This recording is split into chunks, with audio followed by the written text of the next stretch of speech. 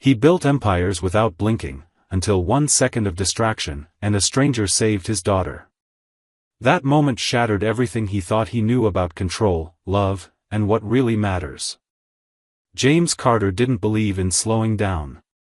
His days were governed by strategy, schedules, and silence, always 5 minutes ahead of everyone else, always too important to be interrupted. On the rare occasion he was seen in public without an assistant or a car waiting, it was usually calculated for the optics. But today wasn't about appearances. It was a Sunday morning, and for once, he had no board meetings, no calls with international investors, no obligations except one, spending time with his daughter. Ella walked beside him quietly through the park, her small hand gripping a stuffed rabbit by the ear. James had taken the call out of habit.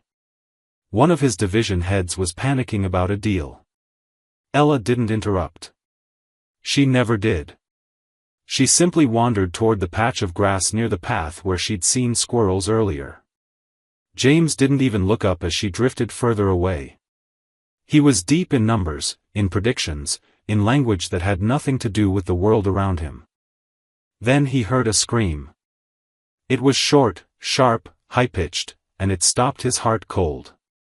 He spun around just in time to see his daughter stumbling backward as a skateboarder careened past her, far too fast for a public park. She lost her balance and began to tip sideways, toward the edge of the walkway and into the street. Time fractured. His legs didn't move quickly enough. His mind screamed, but his body froze. And then she was no longer falling. A blur of motion shot in from the side, someone sprinting, a flash of red hair, outstretched arms, and in one fluid movement, the stranger caught Ella's wrist and yanked her back. A car honked as it sped past. Ella gasped, and the woman held her close, crouching with one hand still on the little girl's back, whispering something soft. James reached them seconds later, breathless, heart pounding in a way he hadn't felt in years. The woman looked up at him, cheeks flushed, eyes wide. She looked young, mid-20s maybe, wearing jeans, sneakers, and an oversized sweater with a coffee stain near the hem. Her red hair was tied back messily, and freckles dotted her nose. She didn't look like a hero. She looked like someone who had just acted on instinct. "Is she okay?" she asked. Her voice was steady, but James could hear the adrenaline beneath it. He knelt beside Ella, his hands trembling slightly as he touched her arms and looked her over. "She's not hurt," he said, more to himself than anyone else. "She's okay." Ella clung to the woman for another second before pulling back slowly, looking up at her with wide, tear-brimmed eyes. "You saved her," James said, standing again. Thank you." He reached into his pocket automatically, the way he always did when solving a problem. He pulled out a business card, along with a few neatly folded bills. "Please, let me." But the woman was already shaking her head. "I didn't do it for money," she said. "I saw a child in trouble. That's all." James blinked, surprised. No one turned down his money. Not like that. "What's your name?" he asked. She hesitated. "Sophie." "Sophie, I don't know what would have happened if you weren't here." "You don't have to," she said, smiling gently at Ella. "Just keep her close next time." And with that, she stood, gave Ella one last reassuring smile, and walked away. James watched her go, too stunned to call after her. He turned to his daughter, who now clutched his hand tightly, her stuffed rabbit hanging from her other arm. "Who was she, Daddy?" He didn't know how to answer. But something about the way Sophie had looked at him, unimpressed, unafraid, and entirely uninterested in who he was, had struck him harder than anything in years. James Carter had built an empire by controlling everything around him. And yet, in a single minute of distraction, a woman who smelled like books and coffee had saved the one thing he loved most. James couldn't stop thinking about her. That night, after Ella had fallen asleep holding her stuffed rabbit a little tighter than usual, he sat in the darkened corner of his penthouse living room, looking out at the city. The skyline glowed like it always did, bright, powerful, alive, but for once it felt distant. Unimportant. He kept replaying the moment in the park over and over again. The way Sophie had appeared from nowhere. The way she'd acted without hesitation. The way she'd looked at him, not with awe, not even with curiosity, but with something closer to disappointment. It had been a long time since someone had looked at him like that and walked away. The next morning, Ella was quieter than usual. She didn't complain about breakfast. She didn't argue about the color of her socks. As he buckled her into the back seat of the car, she looked up and asked, "Will we see her again?" James hesitated. "I don't know," he said honestly. She nodded and turned her head toward the window. That was the moment he knew he had to find Sophie, not just because she saved his daughter, but because Ella had already started wondering about her. He didn't know her last name. No contact. No trail. Most people would have let it go. But James wasn't most people. He had built his company from the ground up by noticing details others missed, by never accepting uncertainty. Now, he was using that same instinct for something much more personal. He asked his assistant discreetly to run inquiries, park footage, cafe employees, descriptions. It took 2 days, but eventually, he had a location. A small bookstore tucked between a laundromat and a bakery on a street most of his staff had never heard of. He cleared his schedule and drove himself there without telling anyone. The store was modest and warm. A bell rang softly as he entered. Rows of bookshelves lined the walls, each slightly imperfect and overstuffed. It smelled like paper and cinnamon. There was only one person behind the counter, her red hair tied back loosely, freckles still dancing across her cheeks. She was stacking books and didn't look up until he spoke. "Sophie." She looked up slowly, her expression shifting from confusion to recognition, and then settling into something unreadable. "You found me," she said, not as a question but as a fact. "I wanted to thank you properly," James replied, stepping closer. "I didn't get a chance to do that before." "You tried," she said with a faint smirk. "With cash." He exhaled, embarrassed. "That's fair. I'm not used to not knowing what to say." "Well, you don't owe me anything. I didn't do it for a reward." "I know," he said. "But I'd still like to buy you a cup of coffee. If you'll let me." She studied him for a moment, then glanced at the clock. "I have a break in 15 minutes. There's a place next door." He nodded. "I'll wait." She went back to stacking books, and he browsed silently, scanning titles he hadn't thought about in years. Something about the bookstore's calm made him feel strangely unprepared, like he'd stepped into a different world without a script. 15 minutes later, they walked into the cafe. It was small, a little noisy, with the comforting smell of baked goods and overbrewed coffee. They sat by the window. "I'm not used to CEOs walking into my life," Sophie said, stirring her drink. "I'm not used to anyone saving my child," James replied. "So I guess we're even." She smiled a little, and for the first time, he noticed how tired her eyes looked, like she carried more than she showed. He wanted to ask more, but he knew better than to pry. "Ella keeps asking about you," he said instead. "She called you the book lady." "That's sweet," Sophie said. She seemed like a smart kid. "Quiet." "She is," he agreed. "Too quiet sometimes. I think she gets that from me." They talked a little more, about nothing in particular. About books. About the weather. About how noisy the city felt sometimes, even when it was quiet.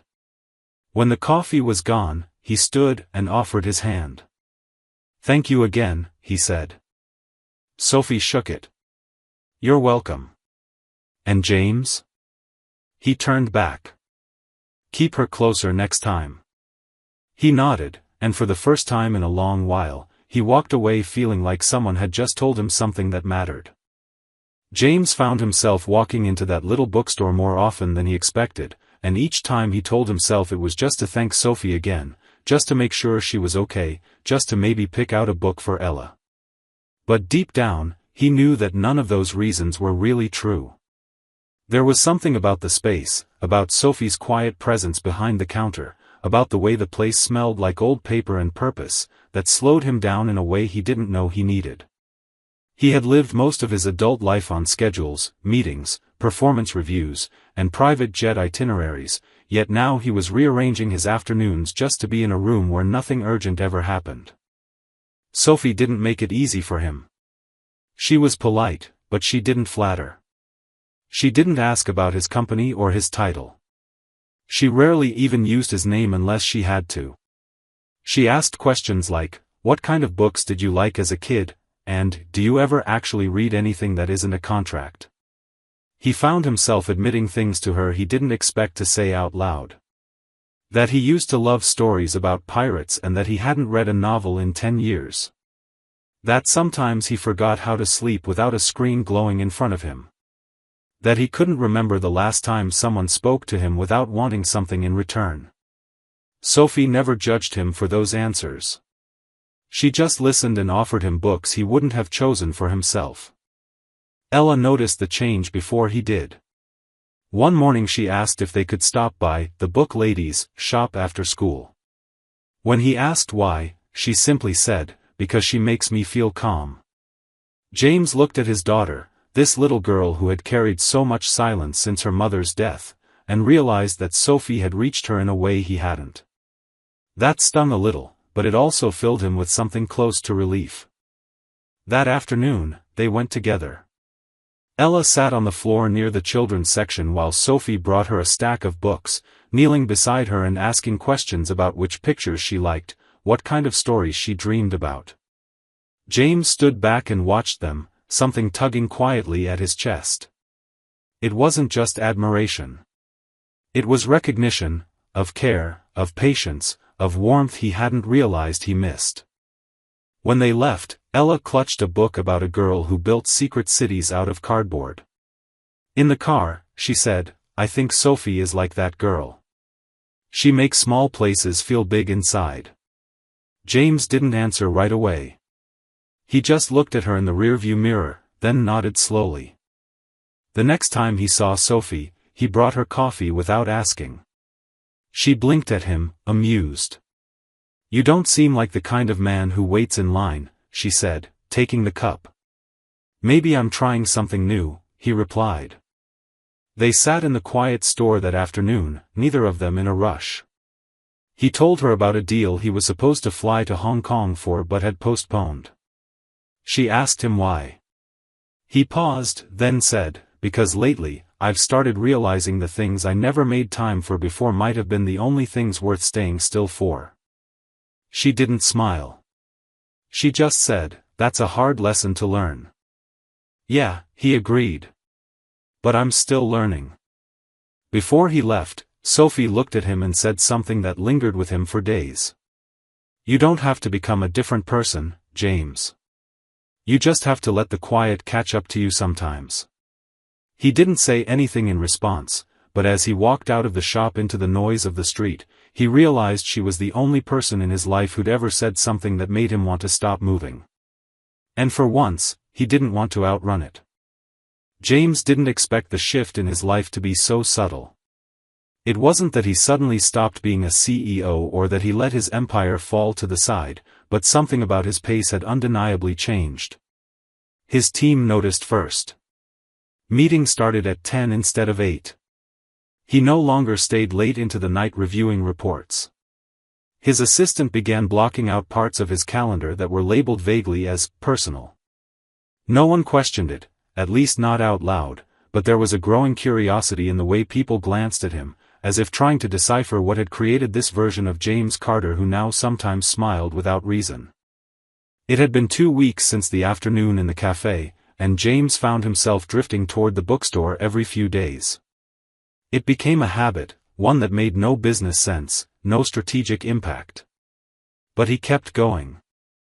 Sometimes he helped Sophie unpack boxes when the new shipments came in. Sometimes he sat with Ella in the kids section while Sophie rang up customers. And sometimes, when the store was empty and the hours were slow, they would talk in that easy, meandering way that made time feel irrelevant. One Wednesday afternoon, as the light filtered through the bookstore windows and painted golden streaks across the wooden floor, Sophie finally asked something she'd clearly been thinking about. "What does someone like you do when he's not being a CEO?" James looked at her from over the top of the book he was half pretending to read. "That's a trick question. I'm always a CEO. Even when I'm not." She smirked but didn't look away. "That sounds exhausting." "It is," he said honestly. "I think that's why this place feels like, I don't know, like a breath I didn't realize I'd been holding." Sophie grew quiet, and for a moment they just sat in the warmth of the quiet space, the soft rustle of pages the only sound between them.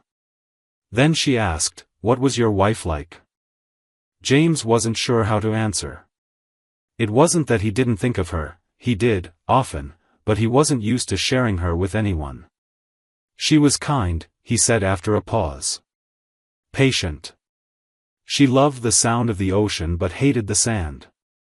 She made Ella laugh without trying." Sophie nodded slowly, as if honoring the memory without intruding on it. "Ella's special. You know that, right?" "I do," he said, his voice low. "Sometimes I just worry I don't know how to be enough for her." "You don't have to be everything," Sophie said. "You just have to be consistent. She doesn't need a perfect father. She just needs one who stays." That sentence struck something deep in him. He had spent so long trying to be the best at everything that he'd forgotten how important it was simply to show up. Later that day, when he returned to his office, he sat at his desk and stared out the window, the city sprawling below. He thought about Sophie's words. About how much time he'd wasted proving himself to people who didn't know him. About the little girl waiting at home who needed him to stop measuring his value in board meetings and start measuring it in bedtime stories and shared pancakes. That night, he didn't open his laptop. He cooked dinner with Ella, burning the pasta but laughing with her anyway. They watched a movie, both of them under one blanket, and for the first time in years, James didn't check his phone once. He sent Sophie a message before bed. Just a single line. "Thank you for reminding me how to slow down." She replied 10 minutes later. "Anytime. The world's too loud anyway." James stared at that message long after the screen dimmed, a small, honest smile playing on his face. Something was changing. And for the first time, he wasn't afraid of it. James didn't know how something so steady could unravel so quickly. One moment he was picking up a new book for Ella and a coffee for Sophie, and the next, everything he thought he was building seemed to teeter on an edge. It started when he asked a simple question, a question that came from a place of care, but was heard in a way he hadn't expected. He had offered to help. Not with a bookstore promotion, not with a business idea, but with something real, money for Claire's medical treatments. He had learned, from quiet observation and a few words dropped carefully between conversations, that Sophie's sister was struggling. He hadn't pushed, hadn't pried. He just wanted to do something useful. But when he said it, when he offered financial help, Sophie changed. Her shoulders tensed. The warmth in her eyes dimmed. And her voice, when she answered, was sharp but controlled. She said, "You don't get to fix things like I'm some broken story you've walked into. This isn't one of your quarterly emergencies, James." He was stunned, not because she was angry, but because he hadn't realized how deeply she would interpret the gesture. He tried to explain, tried to backpedal, but she had already shut down. She told him she didn't want charity. That she had spent her whole life learning how to carry the weight of responsibility alone, and that the moment she allowed someone like him to take over, even for good reason, she feared she'd forget how to stand on her own. He stood there in the middle of the bookstore, holding the coffee he'd brought her, feeling like a stranger again. He hadn't meant to offend her. He hadn't meant to overstep. But maybe that was the problem. He didn't know how to care for someone without trying to control the outcome. She asked him to leave. Not forever, not cruelly, but firmly. I need space, she said. You didn't do anything wrong, but I need to remember who I am when I'm not grateful to you. That hurt more than he expected. He left quietly, placing the coffee on the counter, untouched. The walk back to his car felt longer than it should have. Ella noticed the shift right away. She asked where Sophie was, why they hadn't been back to the bookstore. James tried to keep his answers vague, but she was too smart, too emotionally aware. One night, while brushing her teeth, she said, "Did you make her sad?" He froze. Then he said, "Maybe. I didn't mean to." Ella looked at him in the mirror, toothbrush in her mouth, and said, "Then say sorry. That's what we do when we mess up." And just like that, his 6-year-old daughter gave him the kind of advice he used to pay consultants thousands of dollars for. But he didn't go back right away. He gave her space, like she'd asked. He focused on work, but it didn't satisfy him like it used to. He spent more time with Ella, more time noticing the details in his own home, the way the kitchen always felt too quiet after bedtime, the way he used to walk through rooms without ever really seeing them. Meanwhile, Sophie was unraveling quietly in her own way. She hadn't expected James to react kindly to her rejection, but he had. No pressure, no calls, no sudden attempts to assert himself back into her life. And that made her think even more. She wasn't angry at him. She was afraid, of depending on someone powerful again, of losing the hard-won strength she'd earned over the years of fighting for Claire and herself. But she missed him. She missed the way he listened, the way he softened around Ella, the way he sat in the bookstore like he wasn't James Carter the CEO, but just a man who wanted to be understood. When Claire's condition worsened and she had to be hospitalized again, Sophie didn't have time to think. She took time off work, stayed with Claire overnight, skipped meals, stopped sleeping. She didn't tell James, but he found out anyway, through someone on his team who recognized Claire's name on a medical invoice. He showed up at the hospital without a warning, just as Sophie was exiting a consultation room, pale and exhausted. He didn't say anything at first. He just handed her a coffee, not as a peace offering, but as a reflex. She took it, fingers brushing his, eyes softening. "You're not supposed to be here," she said. "I know," he replied. "But I didn't want you to be alone." And for the first time in weeks, she let him stay. James stayed at the hospital for hours without needing a reason. He didn't pace, didn't check his phone, didn't talk about logistics or solutions. He simply sat beside Sophie in the waiting room, quietly absorbing the exhaustion radiating off her shoulders and the way her fingers trembled slightly each time she took a sip of coffee. She didn't ask him to leave, and he didn't press her with questions.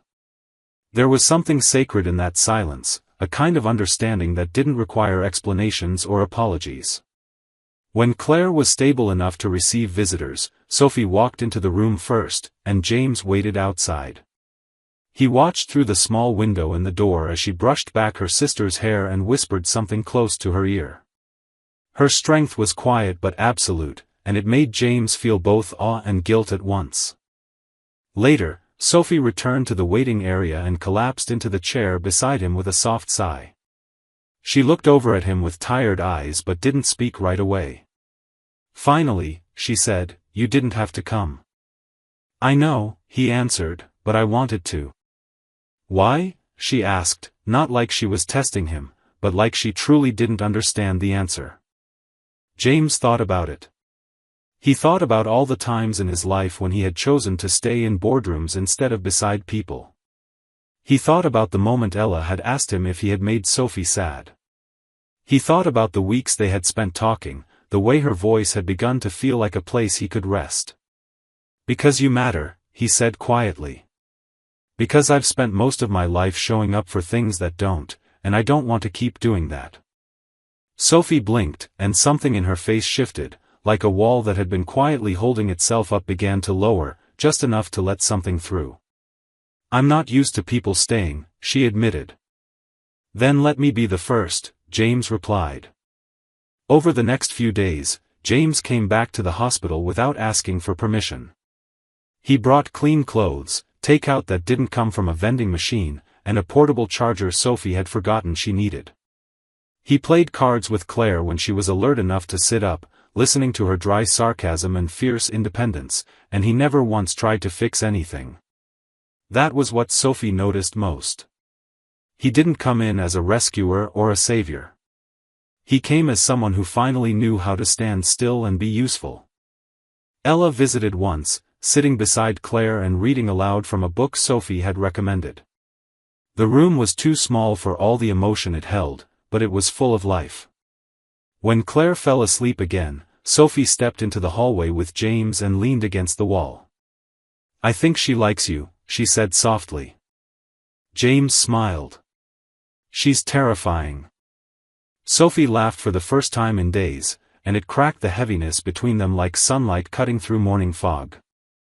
That night, as they stood outside in the hospital parking lot, Sophie turned to him. "You scare me," she said. James looked down at her, not sure how to respond. "Why?" "Because I didn't think I could let someone in again. And now you're here, and it's harder to remember the reasons I built all those walls." He took a breath and stepped closer. "Then let's take it slow. No promises. Just real moments." She nodded. "That's all I've ever wanted." And in that moment, beneath flickering streetlights and the quiet hum of the night, they didn't need anything else. No grand declarations. No certainty. Just the steady rhythm of two people who had stopped running long enough to finally meet in the middle.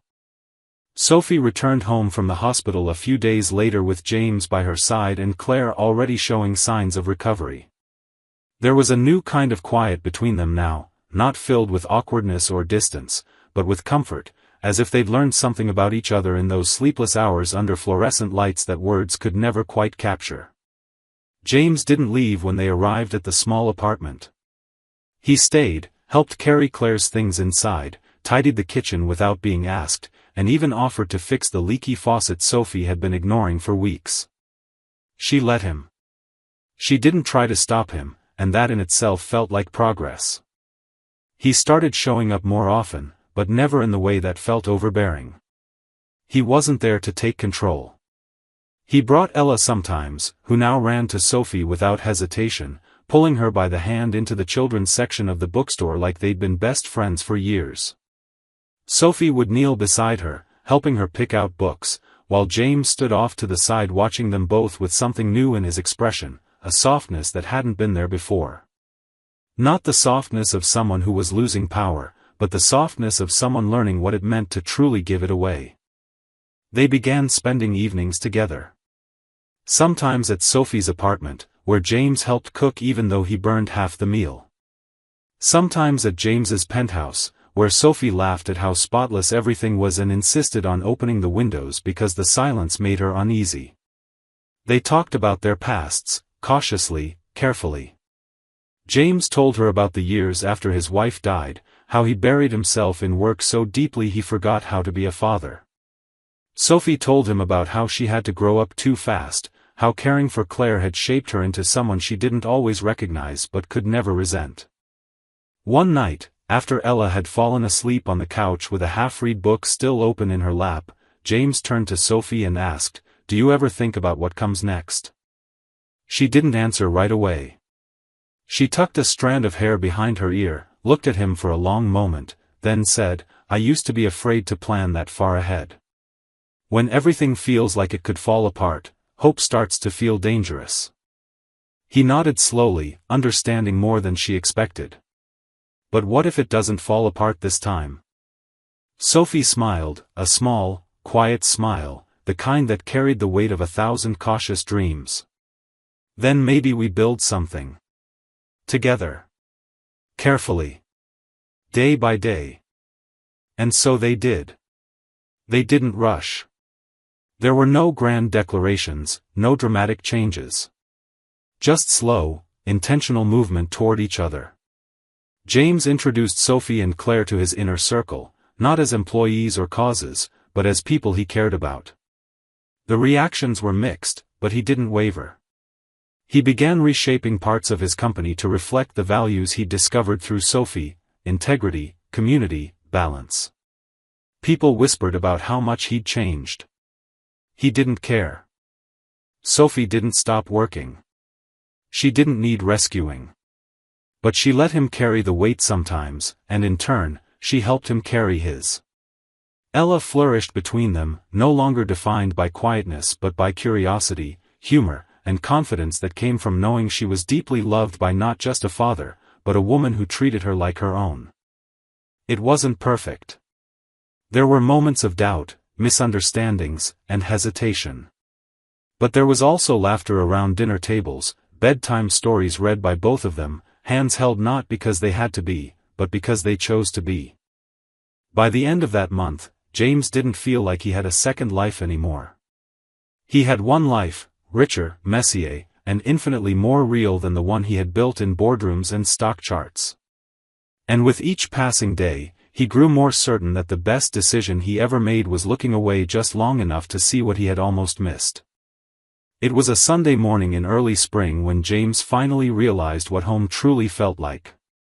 The apartment smelled faintly of coffee and pancakes, the kind Sophie always made slightly too crispy on the edges, and the windows were open just enough to let in a breeze that stirred the curtains. Ella sat at the kitchen table, her hair still messy from sleep, a crayon in one hand and a piece of construction paper in the other. Claire was humming in the next room, arranging books by color on the shelves, a habit she claimed was pointless but calming. Sophie moved through the kitchen barefoot, her sweater slipping slightly off one shoulder, the rhythm of her footsteps familiar, grounding. James leaned against the doorway and watched it all without speaking, afraid that saying something might break the fragile, perfect balance of the moment. There had been no grand event that tied them all together. No sudden declaration or dramatic proposal. It had all unfolded quietly, with steady choices and small acts of trust. What they were now hadn't been built out of convenience or rescue, it had been built out of showing up, again and again, even when it was hard. Especially when it was hard. Sophie noticed him watching and raised an eyebrow. "You look like someone who just saw a ghost," she said, pouring coffee into 2 mugs. "I think I just saw my life," he replied, not moving from where he stood. She handed him a cup, their fingers brushing, her touch familiar and steady. "Is it the life you thought you'd have?" He shook his head. "No. It's better." They sat together at the table as Ella held up her drawing proudly. It was of 4 stick figures holding hands, James, Sophie, Claire, and herself, with oversized smiles and a sun in the corner of the paper. Above the figures, she had written one word in blocky letters: us. James stared at it for a long time, his heart tightening in a way that didn't hurt, just reminded him of everything he almost missed. He looked at Ella, then Sophie, and said, "I want to frame this." Sophie laughed, but her voice was warm. "You want to hang it in the same house where you keep $1 million art?" "I want to hang it in the house that actually means something to me," he said simply. That afternoon, he took them to a property just outside the city. It wasn't flashy or enormous, just quiet and open, with a porch that wrapped around the front and wildflowers that grew untamed along the edges. "I bought this place a few weeks ago," he told them as they stood in the sunlight, wind catching the ends of Ella's dress and Sophie's hair. "I wasn't sure when to tell you. I just knew. I wanted something that belonged to all of us." Sophie looked at him, her expression unreadable for a moment, and then she reached for his hand. "You sure you're ready to give up skyscrapers and glass walls for this?" "I'm not giving anything up," he said. "I'm trading up." The first night in the new house, they ate pizza on the floor with no furniture, surrounded by boxes and laughter.